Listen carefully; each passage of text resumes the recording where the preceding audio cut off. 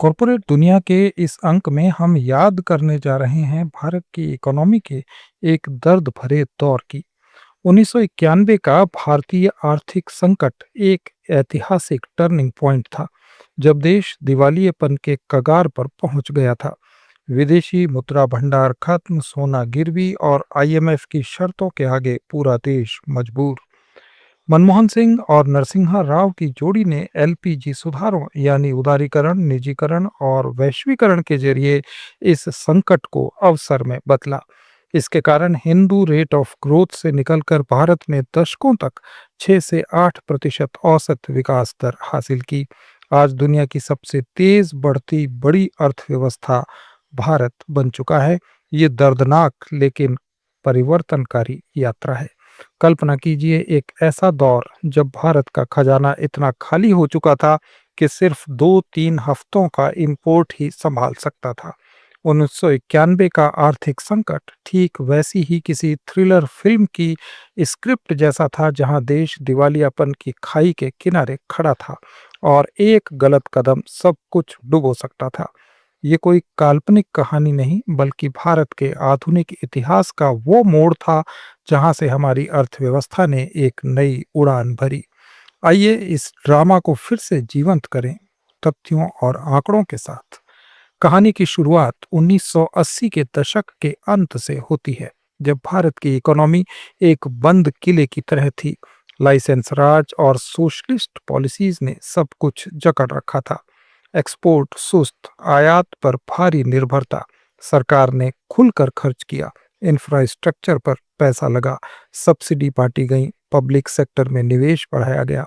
इसका नतीजा निकला राजकोषीय घाटा यानी फिस्कल डेफिसिट।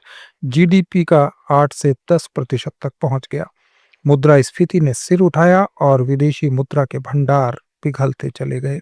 1985 से इस संकट की आहट सुनाई देने लगी। आयात रॉकेट की रफ्तार से बढ़े, व्यापार संतुलन घाटे में डूबा। ट्विन डेफिसिट यानी फिस्कल और करंट अकाउंट घाटा, इन सब ने मिलकर एक तूफान खड़ा कर दिया। और फिर 1990 में आया गल्फ वॉर, जब इराक और कुवैत के बीच लड़ाई हुई।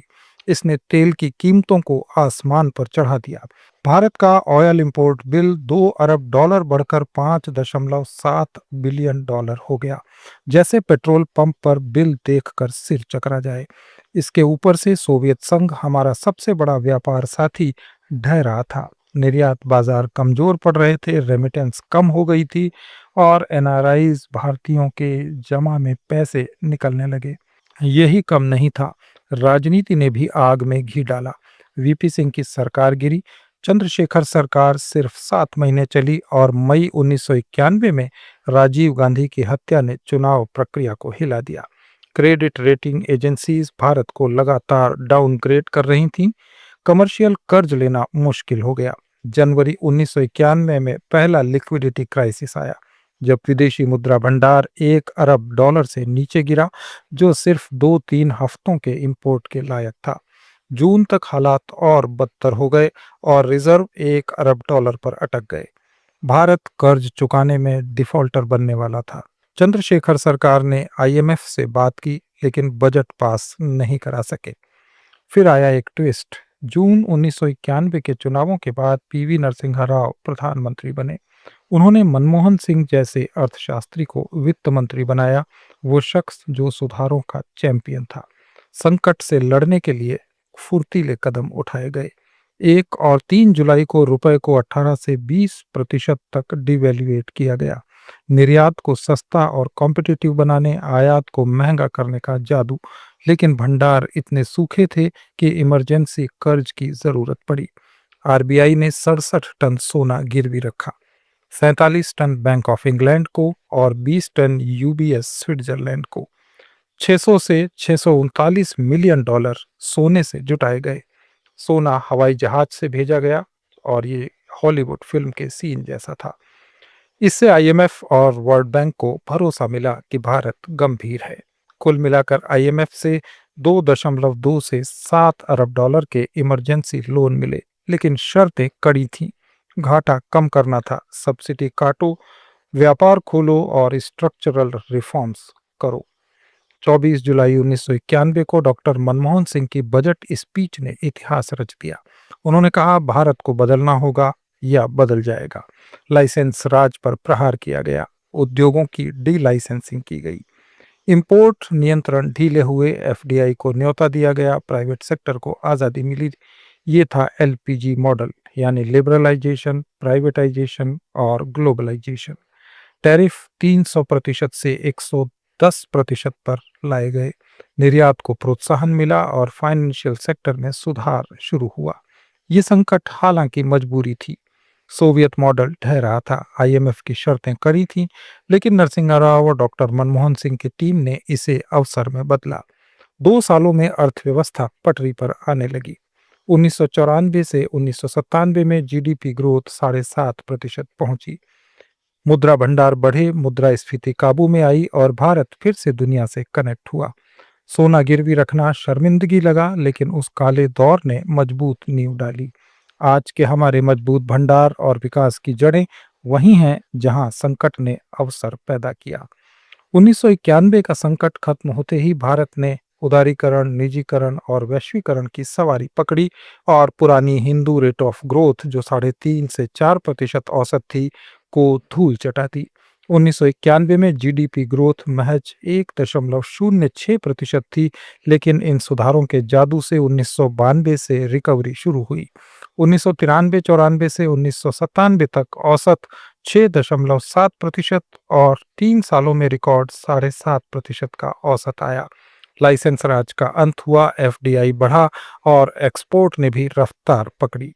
फिर 1997 से 2003 तक ग्रोथ थोड़ी सुस्त रही, औसत 5.7%, क्योंकि एशियन फाइनेंशियल क्राइसिस था।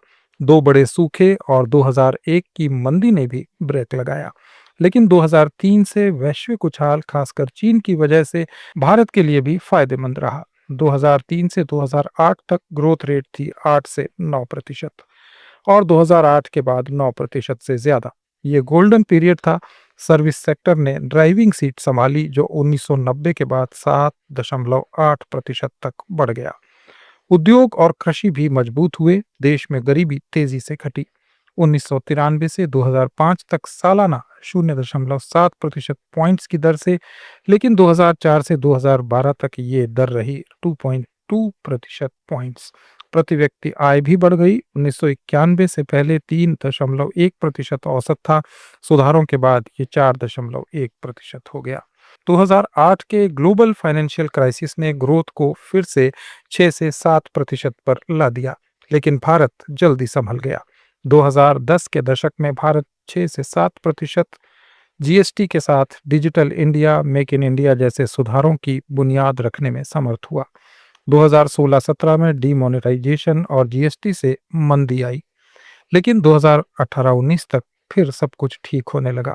हालांकि कोविड-19 ने 2020 में जीडीपी को -6% तक गिरा दिया, लेकिन 2021 में 9.69% की धमाकेदार रिकवरी हुई। 2021 से 2024 तक 8% से ज्यादा महामारी के बाद भी उछाल आया। मैन्युफैक्चरिंग और सेवा सेक्टर मजबूत हुआ। 2023 में ग्रोथ रेट थी 8.15%, 2024 में ये 6.5% रही। वित्त वर्ष 2025 के लिए इसका 7.4% का अनुमान था और 2026 में प्रोजेक्टेड है 7.3%।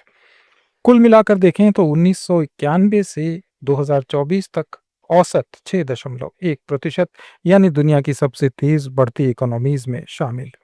पीपीपी में ग्लोबल जीडीपी हिस्सा 1990 के 3.5% से बढ़कर 2024 में 8.3% हो गया।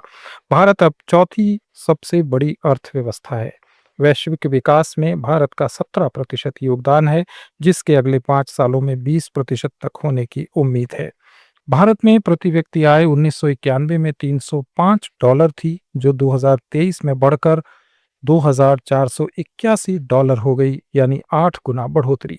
पीपीपी में 1991 के 2,189 से 2024 में 9,817 का उछाल आया।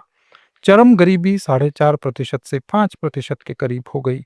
एफडीआई 1991 में 133 मिलियन था, जो 2022-23 में 81 अरब डॉलर हो गया।